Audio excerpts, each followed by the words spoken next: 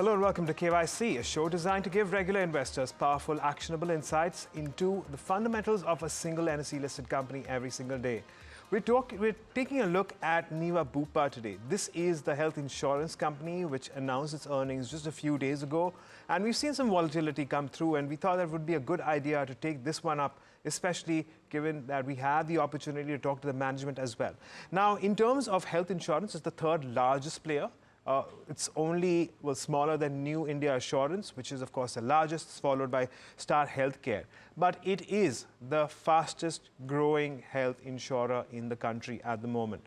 And, well, at the moment, it does offer various health insurance solutions, which would include to individuals, group, personal, accident, as well as travel insurance. Well, moving on, as far as its network is concerned, that stands at about, a little less than 10,300 odd hospitals at the moment. Even in terms of its distribution network, it has that involves individual agents, corporate agents, along with brokers, and an in-house digital channel that includes partnerships with major banks and financial institutions. And this is just gives you an idea about what the company does and how it's come through. Do remember that Niva Bupa has very recently listed on the exchanges. It's only been a few months, and well, we will have a lot more in terms of earnings coming through, which will give us a better idea of the long-term trend, as well as, of course, the outlook is something that the management will also talk about going in. But, as far as this particular health insurer is concerned, at the moment, it's working with about 210 physical branches, and it has presence across 22 states and 4 union territories. Even in terms of the way things have panned out for its ticket size, as you can see on your screen there, we've seen a gradual up move, a gradual improvement here. And back in FY22, a ticket size of around 22,000 rupees per, whatever the policy or whatever plan that the insuree was going to take, and that has gradually moved up to nearly 29,000. So that's something to keep in mind. But what we usually do is that we consider all companies and we take a look at the past in terms of how it's done. So that would include the income statement, the balance sheet, the ratios, the market share. Of course, in this case, we'll talk about some of your key metrics which actually are a little bit more pertinent to the insurance sector. Besides that, moving beyond, we also talk about the shareholding, valuations, as well as street coverage, along with what street credentials it does show. But joining me to take us through some of these aspects, of course, I also have with me Harsh, who's going to perhaps elucidate a lot of the other factors that we are going to talk about. So Harsh, thank you for joining in. But let me just start by taking a look at the top line, the income statement particularly. Now, there are two parameters that we look at when it comes to insurers, health insurers specifically. In this case, we talk about premium earned, and we've seen about a 47% CAGR over the span of about 3 years.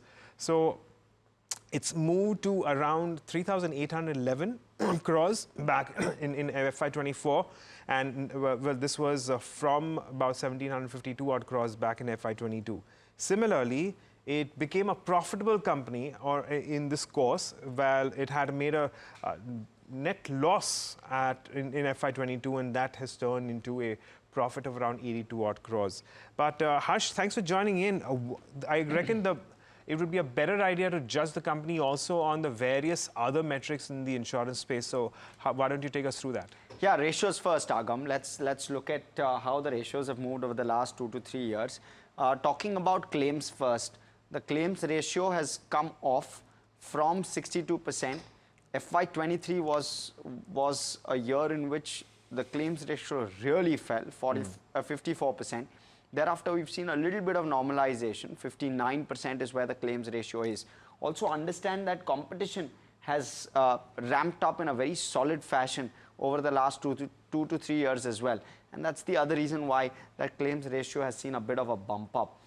When you're also looking at expenses of management, which will add up to understand where the combined goes, expenses of management are tapering down. So as growth is picking up, your expenses of management ratio is coming down, and both of these signify that costs as a ratio to top line is tapering, which allows companies within the health insurance space to start becoming profitable. So as they scale, profitability starts to get clocked in. And you'll see therefore the combined falling from that 107 mark to around 99.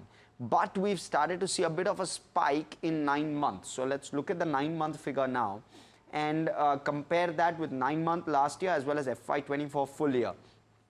And we're starting to see claims rise up a wee bit because obviously competition has increased, and you're also seeing expenses of management go down though by just a wee bit. And what you will see on the larger trend is the combined going up quite sharply as a result of the claims ratio going up. Right. So combined has started to climb. How quickly can that fall is a question which obviously we'll address with management. Right, Harsh, you know, just to follow up for those who are relatively new to the insurance sector, what is the combined ratio? What is that a combination of? It's a combination of expenses of management, right, along with the claims. And is that a summation? Yes. Okay. So your claims is generally the claims which are paid out, right, by an insurer. Right. A consumer would file for a claim, whether it's health insurance, whether it's fire, etc. And that claim amount which is paid out is basically the claims ratio. Right.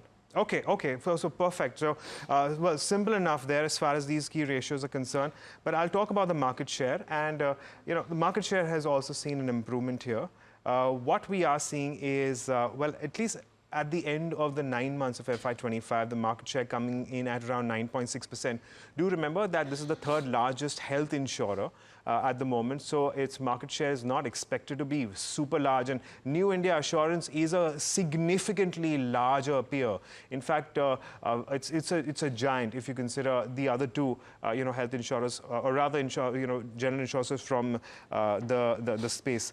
But they have gained market share over the course of the last few years. And it's just moved up as well from the mark of around 7.02% in FY22.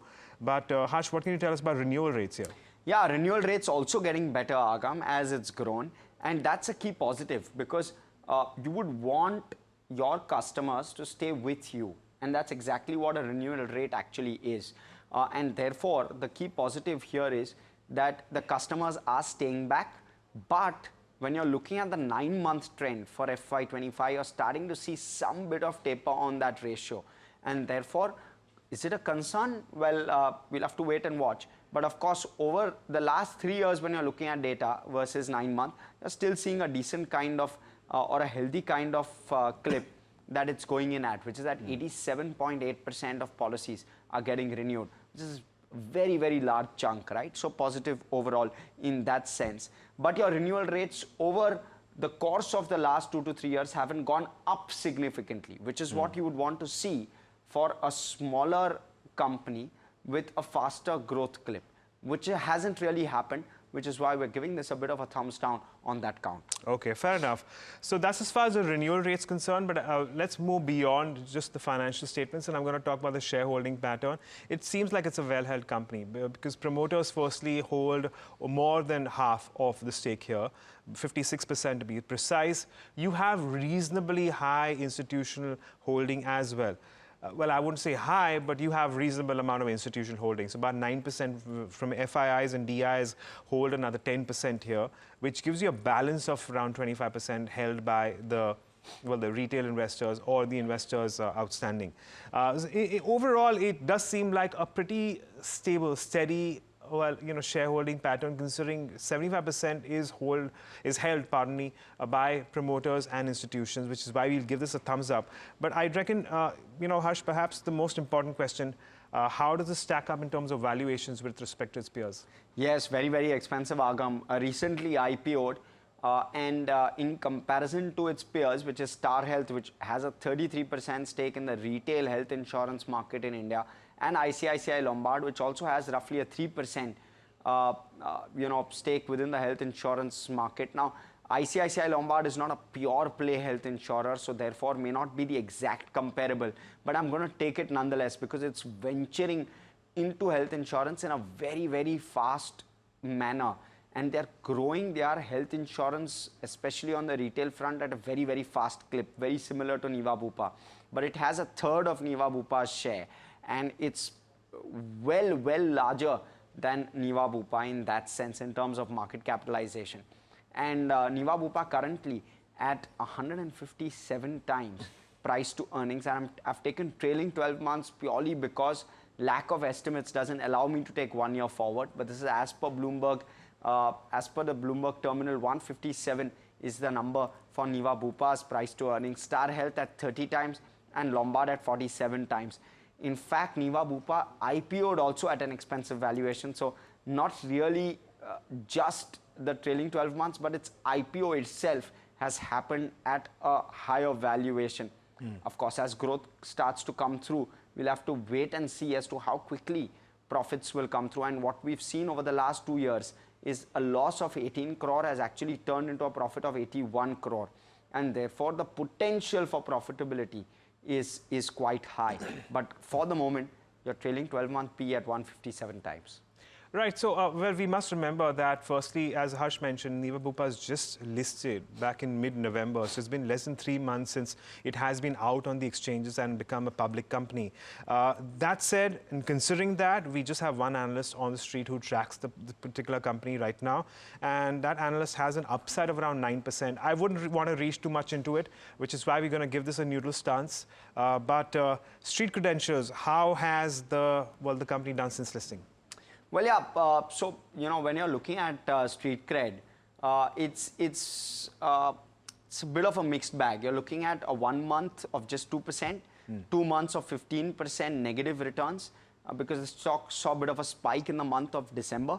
But since listing, it's just given about a 9% return, and even the IPO price didn't leave too much on the table for investors, just 9% from the IPO price as well. So, honestly, not much to say here, because it's recently listed, but just about a 9% return from IPO price as well as from listing day.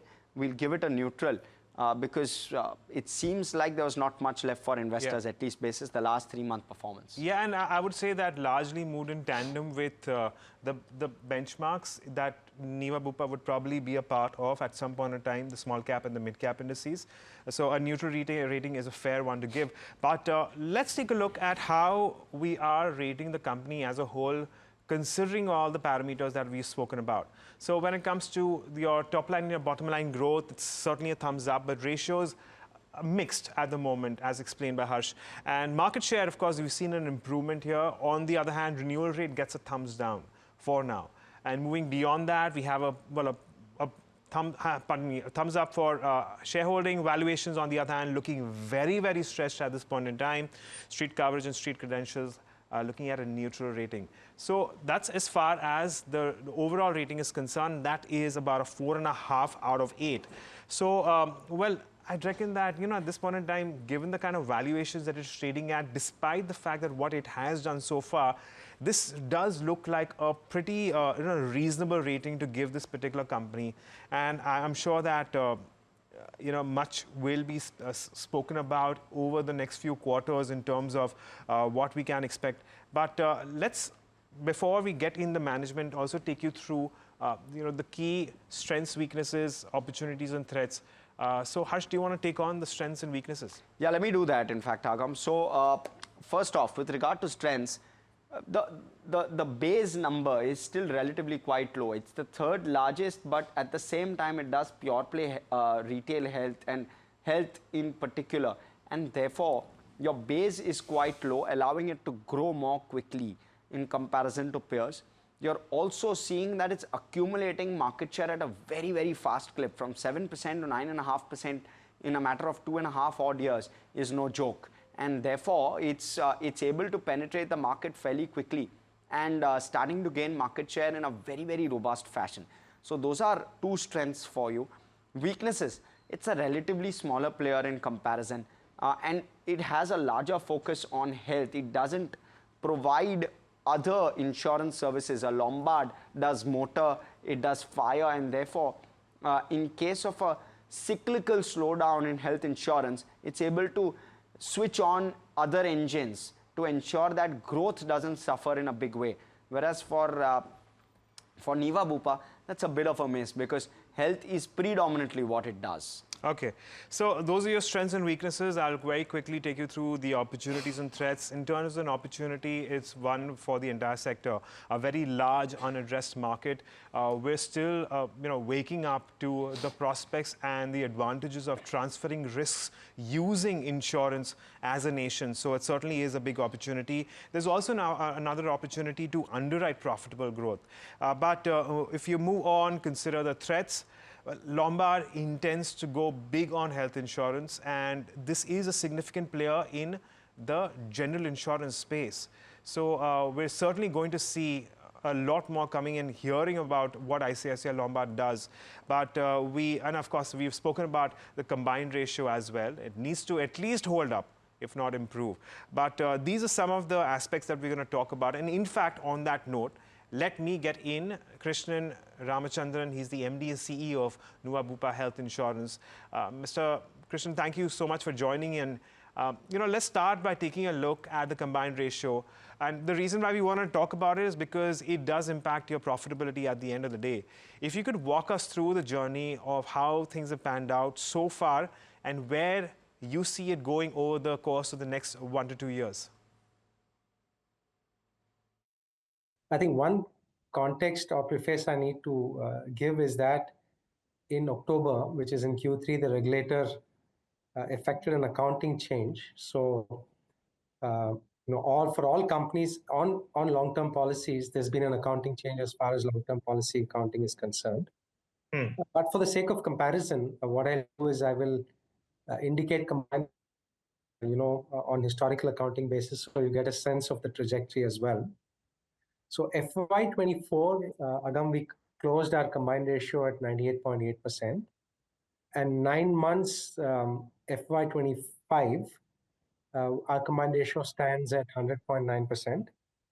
In terms of trajectory, which is to the question that you asked, on this accounting basis, the steady state trajectory that, we would like to get to is about 95 or between 95 and 96% combined. So that's the steady state, maybe 2 to 3 years out is, where we expect our combined ratios on this basis to get to. Just to sort of round off, the performance for the 9 months gone by, again, on a like-to-like basis, Agam, we grew at 30.2%, a GWP of 5,011 crores, and a profit after tax of 7.4 crores. For the 9-month period, and the same number 9 months last year was a loss of 75 odd crores. Right, so let's take the 9 months as a base from here on. So what can you tell us about growth as well as the kind of trajectory that you expect the company to take on over the course of the next few quarters and years? So the way we look at it as a company, Agam, is we want to make sure, and indeed one of our strategic pillars is to build a granular, growth-oriented and profitable health insurance franchise. And the way we measure and benchmark our performance is relative to the broader health insurance market. So we definitely want to grow 10 points more than where the market is from a growth standpoint. So that gives you a sense of what you can expect from us from a growth trajectory standpoint. Right. That's one. And I think the other KPI I would draw your attention to is, I use the word granular. So specifically, what's been the movement in our retail market share? So 9 months last year, our retail market share was 9%. That has improved to 9.6% in the 9 months of this financial year. Right, so since we are talking about revenues, so also wanted an idea about the current pricing environment with the kind of products that you guys have right now, with the products that you guys are likely to put out over the course of the next few quarters as well. Does that change quite a bit? What is it right now? What does it look like going forward? No, look, I would say that no operator should be in a position where they can comfortably raise rates, because then you're not in a competitive market. I think ultimately all of us strive to do, to provide the best deal for policyholders relative to our competition and give policyholders a reason to buy. So it is a competitive market in India. Having said that, I think customers are willing to pay for a superior proposition.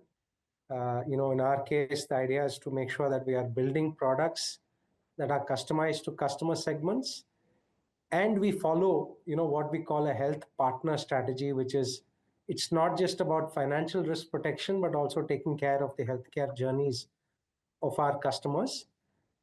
So I think that's the value prop that we offer to our customers. It is a competitive market, and our process of price revision is making sure that we are always providing value to our policyholders, making sure that we are competitive, and of course making sure that our products are sustainable in the long run. And typically, what that means is we tend to increase rates by high single digit, maybe 8-9% annually to combat medical inflation. So also including in terms of market share, of course, you have significant market share already at this point in time, considering the position at which you are at. But we do see more competition coming in, some very large players, having ambitious plans in the health insurance space. So based on that, can you give us an idea about where we can see market share coming through over the next few quarters too? Look, it's a function of many assumptions, but you can reasonably assume that our market share will continue to improve, given what I've stated, that we want to grow about 10 percentage points faster than market, Agam. Right, so and the final question I have for you is on product innovation. Now, we have new players driving innovation at this point in time. Do you foresee more disruptive products at lower prices impacting profitability going ahead? So I think one point I would like to make with some pride, Agam, is the fact, or specifically on the topic of product innovation, I do believe we've established a very strong track record of innovation in the Indian market. And if you look at the axis that we use to develop products, we do use fairly sophisticated segmentation variables, including health status, age, income. So for example, we have products for people living with chronic conditions. We have products for senior citizens. We've launched a very, very successful product called Aspire for people who are millennials, a segment that's historically not being buying health insurance. And we've launched products that have gone on to become bestsellers for the affluent and mass affluent segments, Reassure 2.0 or our Reassure bouquet of products.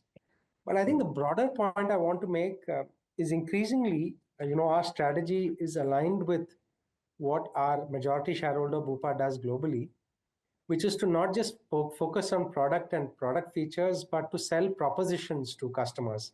And what I mean by that is today, if you go to our customer app, our customers, have access to integrated healthcare journeys. So whether you want to consult a doctor 3 a.m. in the morning, get home diagnostics done, get prescription drugs delivered to your house, order physiotherapy services, emergency medical ambulance. So the entire spectrum of healthcare is what Bupa does globally, what they call the Blue Hour strategy. We have replicated that very meaningfully in India, and this is what we offer to our customers. Hey, when you buy Niva Bupa, you're not just buying a bundle of features, but you're buying a bundle of health services as well.